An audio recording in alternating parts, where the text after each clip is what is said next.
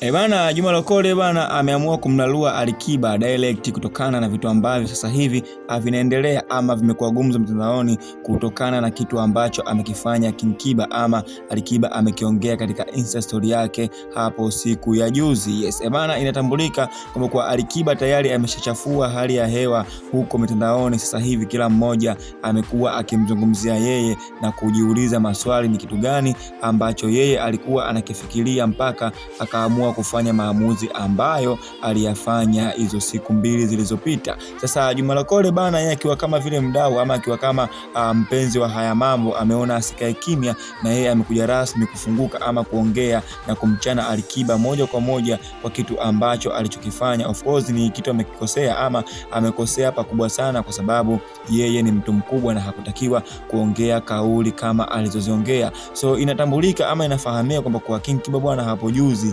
alisema kwamba kwa yeye binafsi anampenda sana Zuchu, ijapokuwa inaonekana hakuongea kwa ubaya wala hakuongea kwa kumaanisha the way watu wanavyomaanisha sasa hivi. Ilikuwa tu ni kwa upendo wa kawaida kama dada yake na kaka, lakini sasa watu wameamua kulipeleka jambo hili mbali zaidi na kusema kwamba kwa Alikiba huenda akawa na mapenzi ya dhati kwa Zuchu. Sio kitu kinaonekana kama vile ni uchokozi ama uchochezi wa kuchochea ugomvi wake baina ya kwake yeye na Diamond Platnumz. Sasa bwana Juma Lokole amemchana King Kiba na kumwambia amekosea sana, yeye ni mtu mzima na yeye anajitambua, so haitakiwi aongee kitu kama hicho. Lakini kitu kikubwa ambacho amekiomba zaidi Juma Lokole ni kumwambia ama kumueleza Alikiba ashuke tena Instagram yake ama aongee live na kuambia Diamond Platnumz na Zuchu awaombe samahani kwa kitu ambacho alichowakosea sasa hivi, kwa sababu ameongea swala kubwa na ni swala ambalo kila mtu sasa hivi anajiuliza ni kitu gani ambacho kitachokwenda kutokea.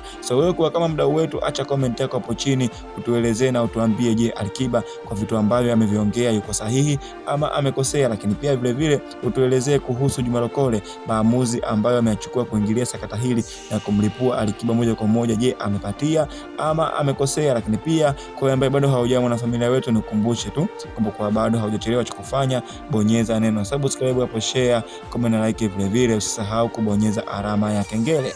Have a good day. See you till next time.